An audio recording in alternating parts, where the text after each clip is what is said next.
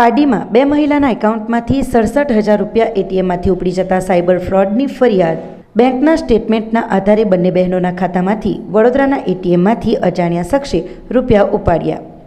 પાડીમાં રહેતા બે મહિલાના બેંક ખાતામાંથી યુપીઆઈથી ખાતામાં રૂપિયા ટ્રાન્સફર થયા હોવાનું તેમના બેંક સ્ટેટમેન્ટમાં બતાવતા આ બે મહિલા યુવતીના પિતા પાસે દોડી ગઈ હતી અને વ્યક્તિના પિતાએ જ્યારે યુવતીના બેંક એકાઉન્ટનું સ્ટેટમેન્ટ કરાવ્યું ત્યારે તેમના સ્ટેટમેન્ટમાં આટલી રકમ સુરત અને વડોદરાના અલગ અલગ એટીએમોમાંથી અલગ અલગ તારીખે કોઈએ ઉપાડી લીધી હોવાની વિગતો સામે આવતા આ મામલો સાયબર ક્રાઇમનો હોવાનું સમજાતા પાડી પોલીસ મથકે યુવતીના પિતાએ અજાણ્યા ઈસમ સામે કુલ રૂપિયા 67,620ની ફરિયાદ નોંધાવી છે।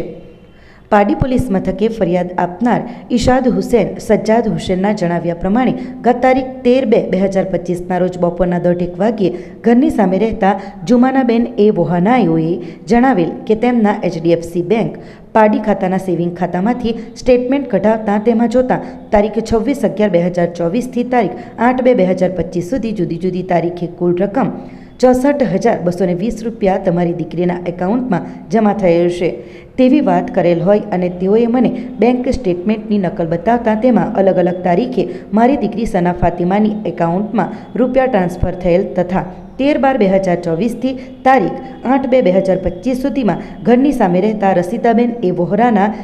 SBBPP લિમિટેડ પાડી બેંકના એકાઉન્ટમાંથી 3400 દીકરી સના ફાતિમાના એકાઉન્ટમાં જમા થયેલ હતા જે રૂપિયા અલગ અલગ તારીખે સુરત તથા વડોદરા ખાતેથી એટીએમ મારફતે ઉપાડવામાં આવેલ જેથી કોઈ અજાણ્યા ઈસમે જુમાનાબેન એ વોહરા તથા તેમની બહેન રસીદાબેન એ વોહરાના બેંક એકાઉન્ટમાંથી ગૂગલ પે મારફતે ફરિયાદીની દીકરી સના ફાતિમાના એકાઉન્ટમાં કુલ રૂપિયા 67,620 જેટલી રકમ ટ્રાન્સફર કરી સના ફાતિમાના એકાઉન્ટમાંથી એટીએમ દ્વારા કે પછી અન્ય રીતે ઇલેક્ટ્રિક માધ્યમનો ઉપયોગ કરી સામે રહેતા જુમાનાબેન એ વોહરા તથા તેમની બહેન રસીદાબેન એ વોહરા અને ફરિયાદીની દીકરી સાથે ઠગાઈ કરેલ હોવાનું જણાઈ આવતા પાડી ખાતે આવેલ સ્ટેટ બેંકમાં જઈ બેંક મેનેજરને પૂછપરછ કરતા તેઓએ તમારી સાથે સાયબર ક્રાઇમ થયેલ હોવાનું જણાવી પોલીસ કાર્યવાહી કરવા જણાવતા પોલીસ મથકે ફરિયાદ આપવા આવ્યાની કેફિયત કરી હતી। આ મામલે પાડી પોલીસે ગુનો નોંધી તપાસ હાથ ધરી છે।